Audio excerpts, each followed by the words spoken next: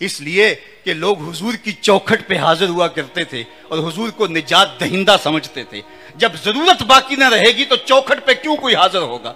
तो इस्तिगासा और तवस्सुल का इनकार कर दिया और ये पहला फितना नमूदार हुआ। और फिर उसके बाद ज़ात रिसालत माब सल्लल्लाहु अलैहि वसल्लम पर भी बात शुरू हो गई और नतीजा यहां तक पहुंचा, आज हम जिस अहदे नाफरजाम में जी रहे हैं, क्या ये दिन भी हमें देखने नसीब होने थे? ये दिन भी हमारी किस्मत में थे कि हमारे पैगंबर के खाके तराशे जाए? ये घड़ियां भी हमारे मुकद्दर में लिखी हुई थी, ये लम्हे भी आने थे। माजी में ऐसा कभी नहीं हुआ था। इसलिए कि उम्मत हुजूर के साथ जुड़े तो उम्मत उम्मत बनती है। अगर आप मुझे पूछें कि दीन का खुलासा क्या है और दो लफ्जों में खुलासा बयान करो, तो मैं इकबाल का लहजा उधार लूंगा। इकबाल ने कहा था, दी सरापा सोख्तन अंदर तलब, दी सरापा सोख्तन अंदर तलब, इंतहाइश इश्क आगाज़श अदब। तलबे महबूब में तड़पने का नाम दीन है। जो अदब से शुरू होता है इश्क पे खत्म हो जाता है, और जो दीन अदब से शुरू हो के इश्क पे खत्म नहीं होता वो दीन दीन ही नहीं है। इश्क ही इब्तदाए ज़ात, इश्क ही इंतहाए ज़ात। इश्क न हो तो शरह दी बुत कदा तसव्वुरात, कुछ बाकी नहीं बचता। तो ज़ाते रिसालत मौब सल्लल्लाहु अलैहि वसल्लम से दूर करने की बदकारी की गई। और जिन लोगों ने उम्मत के मरज की तशखीस की, अभी एक लफ्ज यहां बोला जा रहा था, नब्बाज़ असर, तो असर की नब्ज पे हुजूर ज़ियाउल उम्मत ने हाथ रखा और मुसन्नफ़े कुतुब कसीरा बनने की बजाय एक कुरान पे काम किया और दूसरा काम उन्होंने हुजूर की सीरत पे किया, ताकि ये ज़माना मेरे रसूल की जुल्फ़ों का असीर हो जाए। हुजूर की ग़ुलामी इसके रगो रेशा में जब महवे नफूज हो जाएगी, चूँकि मोहब्बत इंसानों को, उम्मत को बाहम जोड़ती है। यहां मैं एक जुमला और रुक के कहूंगा, दुनिया की जितने भी मोहब्बतें हैं ये रकीब पैदा करती हैं। एक के दो चाहने वाले आपस में रकीब होते हैं, ये मेरा महबूब है, तुमने क्यों देखा। लड़ाई की नौबत आ पहुंची, कत्ल गारत तक मामला पहुंचा। हुस्न ही इतना कलील है कि सिर्फ एक की जरूरत को पूरा करता है, दूसरा आया नहीं, लड़ाई हुई नहीं। ये दुनिया की मोहब्बतें रकीब पैदा करती हैं। एक के दो चाहने वाले आपस में रकीब होते हैं, लेकिन मेरे मोहम्मद अरबी के चाहने वाले आपस में हबीब होते हैं। दिल ब महबूबे हिजाजी बस्ताएम, दिल ब महबूबे हिजाजी बस्ताएम, जी जिहत बा यक दिगर पैवस्ताएम। हमारी मोहब्बत का सबब ज़ाते रिसालत माब है। दिल ब महबूबे हिजाजी बस्ताएम, जी जिहत बा यक दिगर पैवस्ताएम, चू गुले सद बर्ग मारा बू यकेस, ऊ के जाने ई नजामो ऊ यकेस, मस्त चश्मे साकिए बतहास्तेम, दर जहां मिसले मौ मी नास्तेम। सारी मोहब्बतें रकीब पैदा करती हैं, हुजूर की मोहब्बत हबीब पैदा करती है। चाहतों का नूर फैलना शुरू हो जाता है।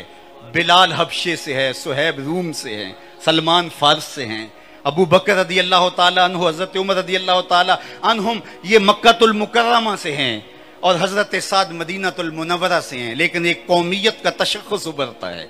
ये कौमियत वजूद में नाम मोहम्मद सल्लल्लाहु अलैहि वसल्लम की वजह से आती है।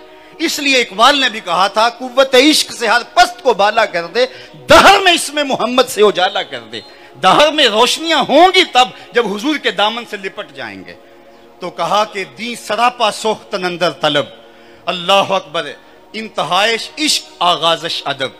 तो जब ये बदकारी की गई कि हुजूर की ज़ात से लोगों को अलग कर दिया जाए, और फिर उसका नतीजा फ़िरक़ाबंदी होगी, और हुजूर की ज़ात पर हुजूर अलैहिस्सलाम के हवाले से जब औहाम पैदा किए जाएंगे, हुजूर के हवाले से जब अकीदों में तज़ल्ज़ुल पैदा किया जाएगा, फिर नतीजा यही होगा कि वो वारफ्तगी, वो मोहब्बत, वो शौक़ फरावा मौजूद नहीं रहेगा, और जिसके नतीजे के अंदर उम्मत कमज़ोर हो जाएगी और उनको बेयकीनी का मरज़ लाहिक हो जाएगा। जिसको इकबाल ने कहा था, सुन है तहज़ीब हाज़िर के ग़ुलाम, ग़ुलामी से बदतर है बेयकीनी।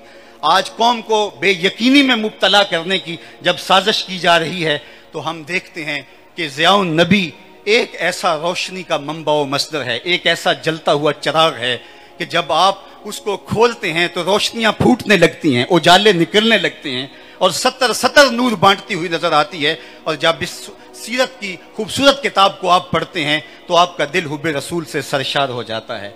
तीसरी बात जो मैंने कही, और मेरी गुफ्तगू इख्तिताम की तरफ चली जाएगी, हजरत अब्दुल्ला बिन औन कहते हैं कि मैं चाहता हूं कि मेरे चाहने वाले और मैं इस दुनिया पर रह के ये 3 काम कर जाएं तो हमारे लिए काफ़ी है।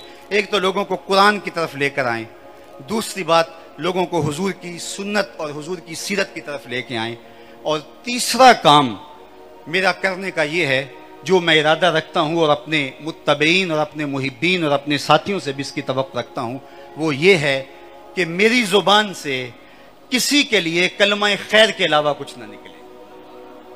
आज हमारी तकरीरें, आज हमारी तहरीरें, आज हमारी तदरीस तशत्तुत व इफ्तराक के बीज बोने लगे और उम्मत पहले ही टुकड़े टुकड़े और फिरका फिरका हो, और फिर हम नई फिरका बंदी की बुनियाद फराहम कर रहे हों और इस तरह से हम एक दूसरे पर तानो तशनी के तीर बरसा रहे हों, तो इस माहौल के अंदर हम देखते हैं ज़ियाउन नबी हो या ज़ियाउल कुरान हो या सुन्नत खैरुल अनाम हो, यहाँ किस दर्दमंदी के साथ लोगों को हुजूर की दहलीज पे लाने की कोशिश की जा रही है।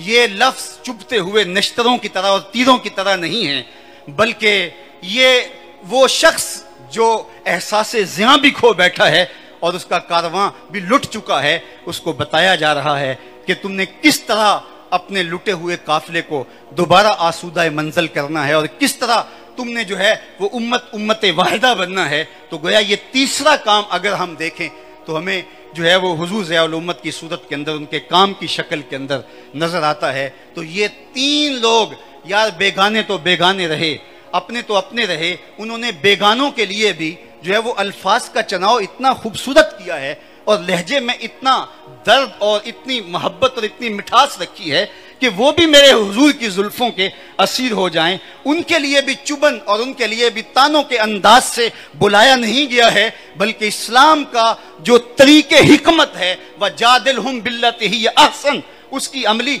तस्वीर पेश की है। किसको पत्थर मारे नासिर कौन पर आया है, दिल के शीश महल में एक एक चेहरा अपना लगता है। और आज हम देखते हैं कि पूरी दुनिया का कोई भी मकतबा हो जहां उर्दू समझी या बोली जाती है, चाहे कोई जैसे भी जो है वो मिजाज रखता हो, वहां ज़ियाउल कुरान और ज़ियाउल नबी ज़रूर मौजूद होगी। ये सच्चाई मानी नहीं जाती, सच्चाई अपना आप मनवा लेती है। और आज की इस तकरीब रहमत की वसातत से मैं अल्लाह की बारगाह में आप सारे लोगों की आमीन के साथ दुआ करता हूँ कि अल्लाह ताला जल्ला शानु हुजूर ज़ियाउल उम्मत के दर्जे मज़ीद बुलंद फरमाए और उनके मिशन को, उनकी फ़िक्र को मज़ीद फ़रोग़ अता फरमाए। दुनिया आखिरत की बरकतें अल्लाह हम सब की ज़िंदगियों में उतार दे कि मोहम्मद से वफ़ा तूने तो हम तेरे हैं, ये जहाँ चीज़ है क्या लौह कलम तेरे हैं। व आखिर दावाना अनिल हम्दुलिल्लाह।